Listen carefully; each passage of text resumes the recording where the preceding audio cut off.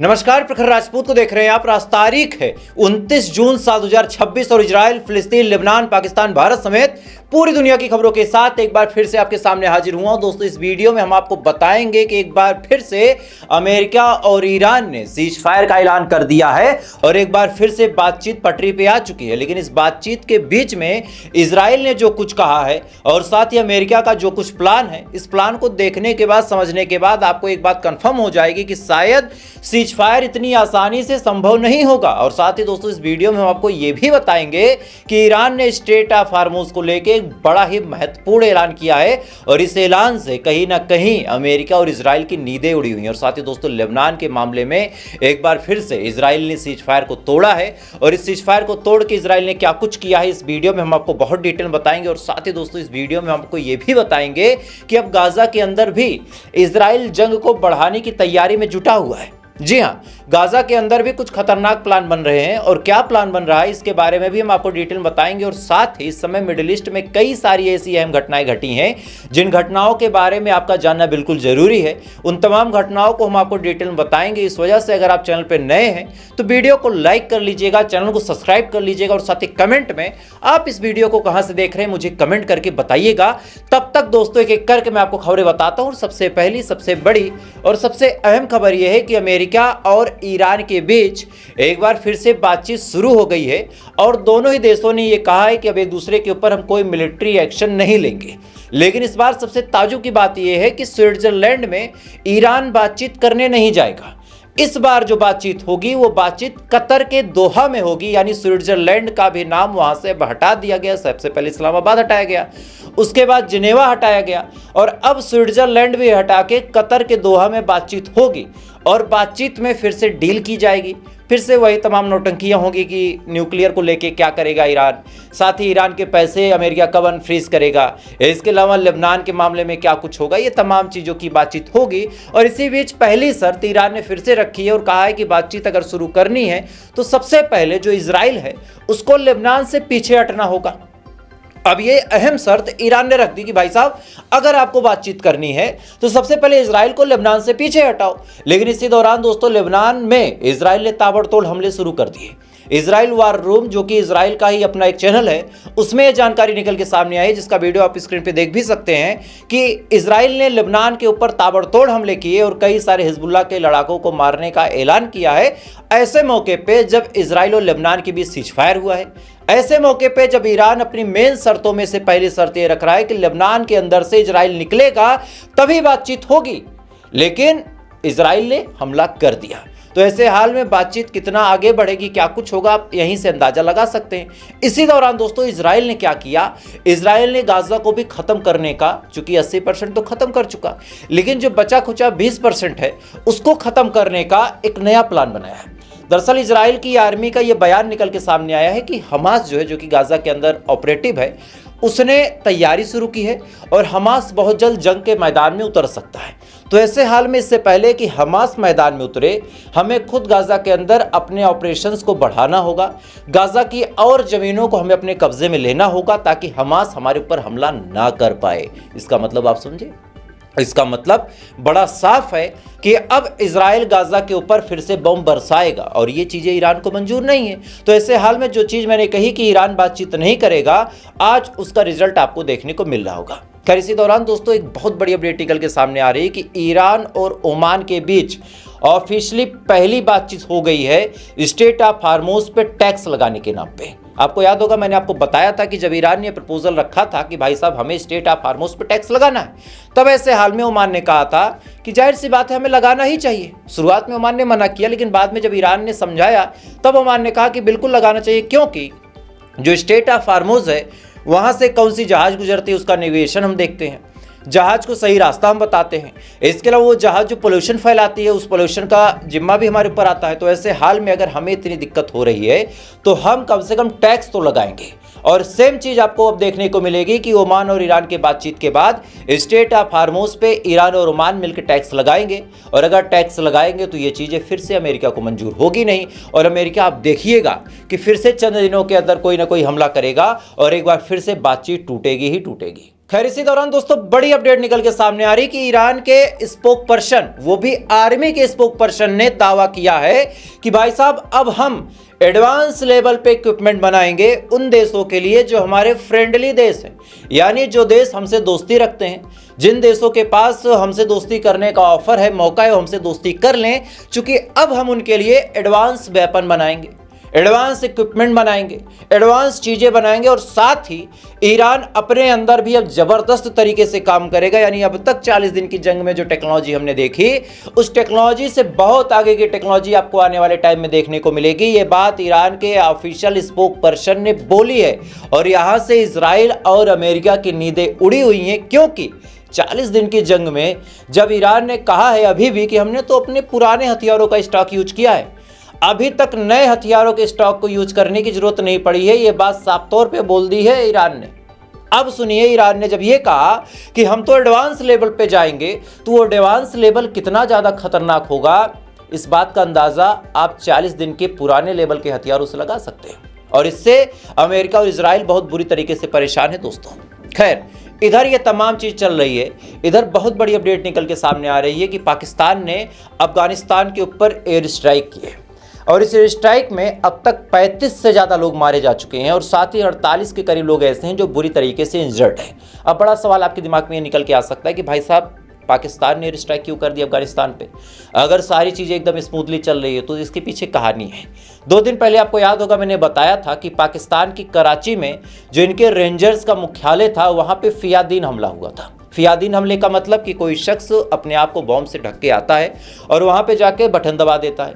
इससे बड़ा धमाका होता है, कम से कम दर्जनों रेंजर्स मारे जाते हैं। इसी के जस्ट बाद कुछ लोग आते हैं, गोलीबारी होती है। जब गोलीबारी होती है तो उसमें भी रेंजर्स भी मारे जाते हैं और साथ ही जो हमला करने वाले हमलावर थे वो भी मारे जाते हैं। अब जब उनकी जांच पड़ताल हुई तो पाकिस्तान का ये क्लेम है कि इस हमले के पीछे टीटीपी यानी तहरीके तालिबान पाकिस्तान का हाथ है। अब जैसे ये बात पाकिस्तान ने नोटिस की, फौरन पाकिस्तान ने कल रात अफगानिस्तान के ऊपर एयर स्ट्राइक की और इस एयर स्ट्राइक में 40 से ज़्यादा लोग घायल हैं, 35 से ज़्यादा लोग बुरी तरीके से मारे जा चुके हैं। और यहाँ पे अब अफगानिस्तान बुरी तरीके से भड़का हुआ है, क्योंकि अफगानिस्तान का ये क्लेम है कि जिनको पाकिस्तान ने मारा है वो ना तो टीटीपी के लड़ाके हैं, वो ना ही किसी तालिबान के लड़ाके हैं, वो आम नागरिक थे।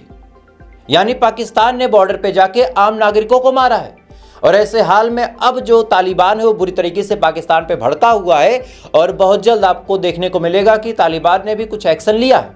यानी एक बार फिर से अफगानिस्तान और पाकिस्तान जो जंग के मुहाने पे खड़े होकर लौट चुके थे, फिर से जंग के मुहाने पे आ चुके हैं और एक बार फिर से इधर हम लोगों की साइड भी जंग भड़कती हुई नजर आ रही है। खैर इसी दौरान दोस्तों बड़ी अपडेट निकल के सामने आ रही है कि नेतन्याहू और इजराइल के डिफेंस मिनिस्टर इजराइल कर्ज ने बड़ा दावा करते हुए कहा कि हमने हिजबुल्लाह के एक बंकर को उड़ा दिया है। उसका वीडियो 10-12 सेकंड का निकल के सामने आया, मैं चाहूंगा कि उस वीडियो को देखें आप।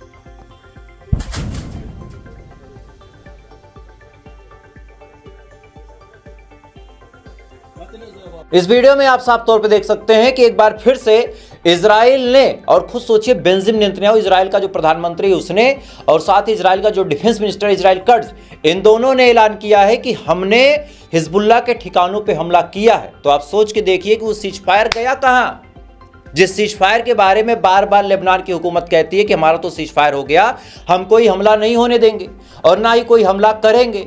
अब उस सीज फायर की बत्ती बना के लेबनान की हुकूमत ने कहां फिट कर लिया, वो तो मुझे समझ नहीं आता, क्योंकि जिस हिसाब से इजराइल ताबड़तोड़ हमले कर रहा है, आई डोंट थिंक कि ये सीज फायर है। और ईरान से भी मेरी यही शिकायत है कि 2-3 दिन छुटपुट लड़ाई करने के बाद जब अमेरिका कहता है कि यार मिलिट्री एक्शन हम हाल्ट कर रहे हैं, ईरान फौरन मान जाता है।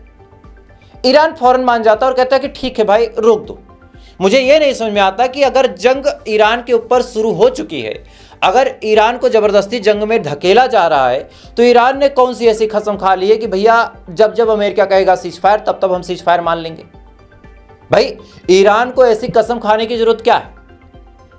अगर सामने वाले ने जंग शुरू कर दी है तो आप खत्म करो, अगर आप में क्षमता है तो। चूंकि पूरी दुनिया जानती है कि आप में क्षमता है और आपने इस बात को क्लेम किया है कि भाई हमारे पास तो इतनी मिसाइलें हैं कि अभी हम 10 साल लड़ाई लड़ सकते हैं, तो फिर आपको इतना डर क्यों है?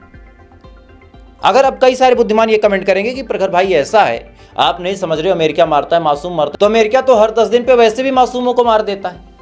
कभी कहीं पे हमला, कभी सिरिकलैंड पे हमला, कभी इनके तेहरान पे हमला, कभी इनके इफ्सान पे हमला, कभी इनके नतांज पे हमला, कभी इनके मिनाब वाली स्कूल पे हमला। तो मासूमों को तो ऑलरेडी अमेरिका और इजराइल मिलकर मार ही रहे हैं, 2 4 6 और सही, लेकिन कम से कम एक परमानेंट सोल्यूशन तो मिल जाएगा। लेकिन ईरान की भी यही गलती है और यही गलती लेबनान की हुकूमत कर रही है कि बार बार जब ये दोनों सीज फायर कहते हैं, फौरन ये दोनों सीज फायर करने को रेडी हो जाते हैं और इसी बात का जबरदस्त एडवांटेज अमेरिका और इजराइल उठाते हैं, अपनी तैयारी मुकम्मल करते हैं और तैयारी मुकम्मल करके फिर से अटैक कर देते हैं। और इधर ईरान को लगता है कि चलो इस बार शायद मान जाएगा, शायद इस बार हमला नहीं करेगा। मैं कहता हूं कि भैया सांप पे भरोसा कर लो, लेकिन इन अमेरिकन और इन यहूदियों पे भरोसा मत करो, ये किसी के सगे नहीं, इस बात को आप समझ जाओ। खैर, इधर पूरी दुनिया में ये तमाम चीज़ चल रही है। इधर हमारे देश में एक महामानव प्रधानमंत्री साहब आए हैं, उन्होंने कहा कि जब मैं प्रधानमंत्री बनूंगा तो चीन को लाल आंखें दिखाऊंगा, पाकिस्तान को घर में घुस के मारूंगा, पूरी दुनिया में डंका बजेगा, डंका पट्टी का, हम विश्वगुरु बनेंगे। ये तमाम डायलॉगबाजी आपने खूब सुनी, खूब देखी, लेकिन सच्चाई क्या है? और गोदी मीडिया आपसे सच्चाई चाहे जितनी छुपा ले, लेकिन आगे आ ही जाता है। कोई बताए ना बताए, आपका अपना भाई तो बताएगा। खबर आपकी स्क्रीन पे है, नवभारत टाइम के हवाले से मैं आपको बता रहा हूं कि अरुणाचल प्रदेश में कुछ जनजातियां रहती हैं। उनसे नवभारत टाइम ने जब बातचीत में पता चला कि भाई साहब 6 साल के अंदर धीरे धीरे अरुणाचल प्रदेश के अंदर चाइना घुसता चला जा रहा है और भारत की जमीन पे अपनी सैन्य चौकियां बना रहा है, और इसके बारे में गोदी मीडिया आपको नहीं बताएगा। इससे पहले भी आपको याद होगा कि एक यूट्यूबर जब पाकिस्तान के दौरे पे जाता है और उसके बाद अलग अलग जगहों पे और जाता है, और इसी दौरान चाइना जब पहुंचता है तो चाइना पहुंचते ही उसके पासपोर्ट पे जब अरुणाचल प्रदेश लिखा हुआ देखा चाइनीज अथॉरिटी ने, तो उन्होंने साफ तौर पे कहा कि ये तो कोई देश ही नहीं है, ये तो कोई राज्य ही नहीं है। मतलब साफ तौर पे अरुणाचल प्रदेश को अवैध बता दिया और कहा कि जो अरुणाचल प्रदेश है असल में वो चाइना का है। ऐसे हाल में उस यूट्यूबर को बैठाया गया था, घंटों तक उससे पूछताछ की गई थी और उसको प्रताड़ित करके वापस भेज दिया गया था। इसका वीडियो मैंने आपको सबूतों के साथ दिखाया था। और अब सुनिए अरुणाचल प्रदेश की जनजातियां क्या कह रही हैं कि भाई साहब चाइना 6 साल के अंदर धीरे धीरे हमारी जमीन पर घुसता चला जा रहा है, हमारी जमीनों पर बस्तियां बना रहा है, मिलिट्री कैंप लगा रहा है, और महामानव सो रहे हैं, महामानव सो रहे हैं। जो लाल आंखें दिखाने की बात हो रही थी वो नहीं दिखा पा रहे। अरे प्रधानमंत्री कोई भी हो, राष्ट्रपति कोई भी हो, नुकसान तो देश का हो रहा, और कुछ पूछो तो नेहरू की गलती है। मतलब इनका बस चले तो आने वाले 50 सालों में अगर कोई काम होगा तो उसमें अगर कोई कमी होगी तो नेहरू की गलती है, और जहां क्रेडिट लेना होगा तो सैनिटरी पैड तक पे पोस्टर छप जाते हैं, झोले पे पोस्टर छप जाते हैं, हर जगह पोस्टर छप जाता है, लेकिन यहां नहीं। अब सुनिए कहानी, दूसरी कहानी आप सुनिए। महाराष्ट्र का एक वीडियो भी आपको दिखाऊंगा। एक ब्लॉगर था, सड़क पे कुछ गड़बड़ी दिखी, उस बेचारे ने इंसानियत के नाते और देश के एक जागरूक नागरिक होने के नाते उस ब्लॉगर भाई ने वीडियो बनाना शुरू किया और कुछ कमियां निकाली। जैसे ये कमियां निकाली गई, फौरन एक पुलिस वाला भाग के आता है और कहता है तुम मुसलमान हो क्या, तुम मुसलमान हो क्या? उस आदमी ने कहा नहीं, मैं हिंदू हूं। उसने कहा कि जब तुम हिंदू हो तो हिंदू वाली सरकार में कमी कैसे निकाल रहे हो, इसका मतलब तुम मुसलमान हो, मुल्ले हो। अब आप सोचिए ये बेचारा जो अपना काम कर रहा था, इसको मुसलमान का तमगा पकड़ा दिया गया कि मुसलमान ही तो कमियां निकाल सकता है। और मुझे खुशी है कि कम से कम मुसलमान को इतना देशभक्त तो माना जा रहा है कि भाई साहब देश में कुछ घोटाले होंगे तो मुसलमान कमी निकालेगा। क्या कुछ हुआ था, आप वीडियो पूरा देखें। कौन है? मुस्लिम है तू? कौन? हिंदू रहता था, नहीं करता। हिंदू मुस्लिम वाली कौन है? मेरी नौकरी खाता क्या? क्या नाम है आपका? तू मेरी नौकरी खाता क्या? किसकी? मेरी। भ्रष्टाचार करोगे तो क्यों नहीं खाऊंगा? क्यों? मुसलमान हिंदू वाली कौन सी बात हो गई? गद्दारी वाला काम क्यों कर रहा? मुसलमान हिंदू वाली कौन सी बात हो गई? ये मुसलमान हिंदू वाली कौन सी बात हो गई भाई?